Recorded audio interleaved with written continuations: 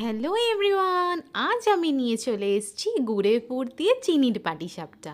প্রথমে আমি একটা গোটা নারকেলকে কুড়িয়ে নিয়েছি।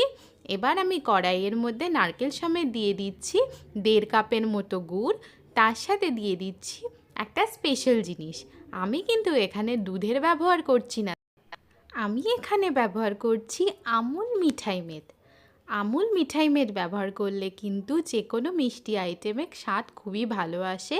তাই জন্য আমি এখানে 2 চামচের মতো আমুল মিঠাই মেদ নিয়ে নিচ্ছি। এতে মিষ্টির ভাবটাও ভালো আসবে আর খেতেও কিন্তু খুব টেস্ট হবে। এবার আমি যে গুড় আর মিঠাই মেদ দিয়ে ভালো করে এটাকে মিশিয়ে নেব। আমাকে কিন্তু নারকেলটা খুব ভালো করে নাড়াচাড়া করে নিতে হবে এবং ভালো করে মিশিয়ে নিতে হবে। এছাড়া আমি এখানে আর কোনো রকম মিষ্টির বা কোনো কিছুর ব্যবহার করব না। শুধুমাত্র গুড় আর আমুল মিঠাই মেদের জন্যই এখানে মিষ্টি হয়ে যাবে। আপনারা যদি মনে করেন যে চিনির ব্যবহার করবেন, তাহলে গুড়ের ব্যবহারটা একটু কম করবেন। স্বাদটা আপনাদের প্রয়োজন অনুসারে দেবেন, মিষ্টিটা সেই অনুযায়ী রান্নাটা করবেন। যদি মনে করেন যে আপনারা মিষ্টির পরিমাণটা আরও বেশি খান, তাহলে আর একটু বেশি পরিমাণে এখানে কিন্তু আমুল মিঠাই মেড অথবা গুড়ের ব্যবহার করতে পারেন, না হলে প্রয়োজনে কমও ব্যবহার করতে পারেন। কিন্তু যে আন্দাজে আমি এখানে দিয়েছি সেটা দিলে কিন্তু স্বাদটা খুবই ভালো আসবে। এবার আমি এগুলোকে খুব ভালো করে নাড়াচাড়া করে যাচ্ছি, না হলে আর এটা কিন্তু সবসময় কম আঁচে বা মিডিয়াম ফ্লেমে করবেন। হাই ফ্লেমে করলে কিন্তু এটার মধ্যে লালচে ভাব চলে আসবে বা কড়াইয়ের নিচে লেগে যেতে পারে। তাই জন্য হাই ফ্লেমে কিন্তু এটা কখনোই করবেন না। আর কন্টিনিউয়াসলি এটা কিন্তু নাড়তে হবে, যাতে এটা কখনোই লেগে না যায়। এবং আস্তে আস্তে নাড়তে নাড়তে দেখবেন এটার মধ্যে একটা রং ধরতে শুরু করেছে গুড়ের জন্য, এবং তাতে কিন্তু আস্তে আস্তে এটা পাকও হতে থাকবে। এভাবে আমি এটাকে কন্টিনিউয়াসলি নাড়াচাড়া করে যাচ্ছি। দেখুন আমার রঙটা কিন্তু অনেকটাই পরিবর্তন হয়ে গেছে, এখানে কিন্তু অনেকটাই লালচে ভাব চলে এসছে। আমি কিন্তু এটা কন্টিনিউয়াসলি নাড়াচাড়া করছি বলে এটা কোনোভাবেই কড়াইয়ের মধ্যে লেগে যায়নি। আপনাদেরও কিন্তু এটা ভালোভাবে নাড়াচাড়া করতে থাকতে হবে। নাড়তে নাড়তে দেখুন এখন এটা পুরোপুরি লালচে ভাব এসে গেছে। এবার আমি একটু হাতে নিয়ে দেখব যে এটার পাকটা কতটা হয়েছে। যদি দেখেন যে এটা পাকটা হয়ে গেছে, তাহলে কি করে বুঝতে হবে যে এটা একটা গোল আকারে করে নিলে পরে কিন্তু এটা এভাবেই থেকে যাচ্ছে, এটা কিন্তু ছেড়ে যাচ্ছে না। দেখুন আমি একদম অল্প করে নিয়ে হাতের মধ্যে দেখে নিচ্ছি যে এটা গোলভাবে থাকছে কি না। এটা কিন্তু খুব সুন্দরভাবেই থেকে যাচ্ছে নাড়ুর আকারে, তার মানে এটাই কিন্তু পাক হয়ে গেছে। এবার আমি হালকা একবার নাড়াচাড়া করে গ্যাসটা বন্ধ করে দিয়েছি। অন্যদিকে আমি একটা ব্যাটারের জন্য রেডি করে নেব। এখানে আমি দিয়ে দিচ্ছি 2 কাপের মতো চাল গুঁড়ো।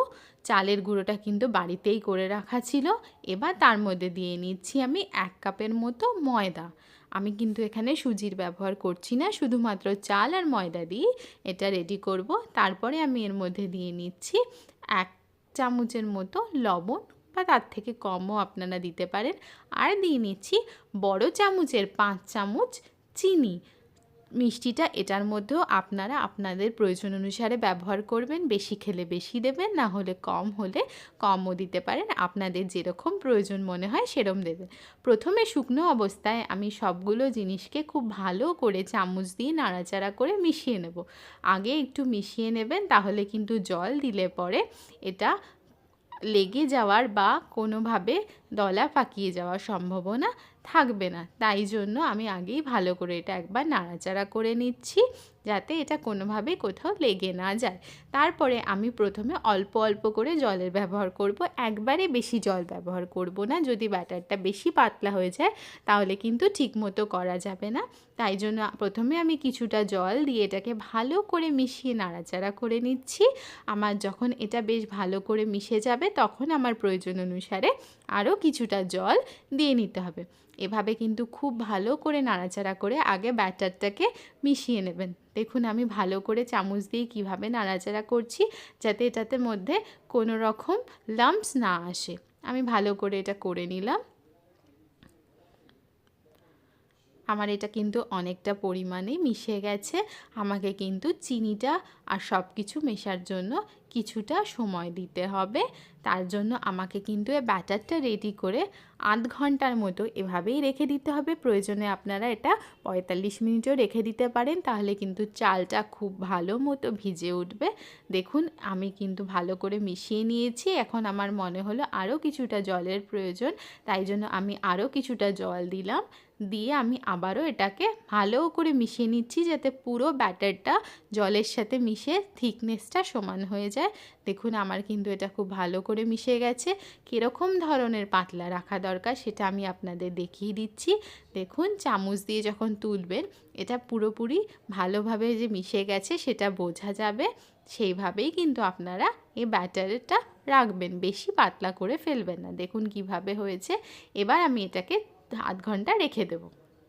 ৮ ঘন্টা পরে দেখুন ব্যাটারটা কত স্মুথ হয়ে গেছে, কারণ চালটা ভালোভাবে মিশে গেছে। এবার আমি ফ্রাইং প্যানের মধ্যে হালকা করে তেল ব্রাশ করে নিচ্ছি। আগে কিন্তু অবশ্যই তেল ব্রাশ করে নেবেন, না হলে কিন্তু দিলে পরে লেগে যাওয়ার সম্ভাবনা থাকবে। ভালো করে, তাই জন্য আমি পুরো ফ্রাইং প্যানটার মধ্যে তেল ব্রাশ করে নিলাম।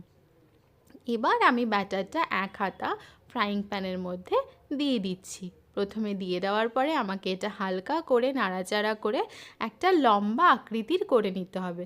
গোল আকৃতির করলে কিন্তু একটু এটা ওঠাতে অসুবিধা হবে, তাই জন্য চেষ্টা করবেন এটার আকৃতিটা একটু লম্বা রাখার, তাহলে কিন্তু এটা করতে আপনাদের খুবই সুবিধা হবে। যদি বড় করতে চান তাহলে বেশি পরিমাণে ব্যাটারও এখানে ব্যবহার করতে পারেন। দেওয়ার পরে আমি প্রায় 5 থেকে 7 সেকেন্ড একদম মিডিয়াম থেকে লো ফ্লেমে আমি এভাবেই রেখে দিলাম, যাতে ব্যাটারটা কিছুটা ঘন হয়ে যায়। তারপরে আমি এখানে যে পুরটা বানিয়ে রেখেছিলাম সেই পুরটা একটা আকৃতির করে আমি রেখে দিয়েছি। দেওয়ার পরে আমি হালকা হালকা করে এটা তুলে একটা পাশ থেকে তুলে উল্টে গোল করে নেব। দেখুন এটা কিন্তু আমার খুবই সাদা রঙের হয়েছে, কারণ আমি এটা একদমই কম ফ্লেমে করেছি। অনেকে কিন্তু এইরকম সাদা খেতে ভালোবাসেন, তারা কিন্তু একদমই কম ফ্লেমে এভাবে তুলে নেবেন। দেখুন আমার এটা দেখতে কত সুন্দর হয়েছে এবং কত ইজিলি এটা উঠে আসছে, আর এটার কিন্তু রঙটা পুরোপুরি সাদা, লালচে ভাব কিন্তু একদম আসেনি। আমি ফ্রাইং প্যানের মধ্যে আবারও তেল ব্রাশ করে নিয়েছি, দিয়ে আবারও এক হাতা আমি দিয়ে দিচ্ছি। এটা কিন্তু আমি একটু আলাদাভাবে দেখিয়ে দিচ্ছি যে একদম সাদা কি করে হবে আর একটু লালচে ভাব করতে হলে কি করতে হবে। একদম সাদা করতে হলে কিন্তু আমাকে এটা একদম লো ফ্লেমে করতে হবে। আর যদি মনে করেন একটু লালচে ভাবেরটা আপনারা বেশি পছন্দ করেন, তাহলে কিন্তু এটা মিডিয়াম টু হাই ফ্লেমে ফার্স্টে ব্যাটারটা দিয়ে নেবেন এবং 5 থেকে 7 সেকেন্ড ওই হাই ফ্লেমেই এটা রেখে দেবেন। তারপরে কিন্তু পুরটা দিয়ে নিচ্ছি আমি।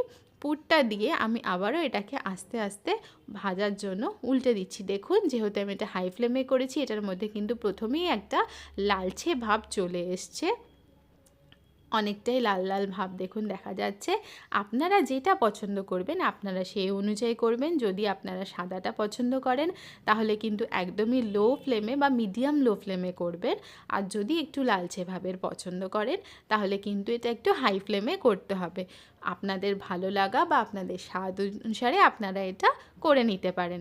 দু রকমই কিন্তু খুব ইজিলি করা যায়, তাই দু রকমই কিন্তু আমি এভাবে করে আপনাদের দেখিয়ে দিলাম। অবশ্যই কিন্তু যখন ব্যাটারটা দেবেন তখন কিন্তু ফ্লেম লো বা মিডিয়াম রাখবেন, প্রথমেই হাই করবেন না, তাতেই কিন্তু এটা সাদা হবে, না হলে কিন্তু এটা কখনোই সাদা হবে না। এভাবে আমি আপনাদের কয়েকটা করে দেখিয়ে দিলাম। আপনারা অবশ্যই এটা বাড়িতে ট্রাই করে দেখুন, আশা করি আপনাদের ভালো লাগবে। ভালো লাগলে আমার এই ভিডিওটি লাইক করবেন এবং আমাকে কমেন্টে জানাবেন যে আপনাদের এটা করে বা খেতে কেমন লেগেছে।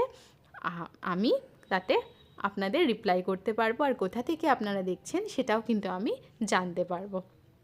আশা করি আপনাদের এটা খুবই পছন্দ হয়েছে, তাহলে নিশ্চয়ই ট্রাই করুন আর আমার ভিডিওটিতে লাইক দিন, আমার চ্যানেলটিকে সাবস্ক্রাইব করুন।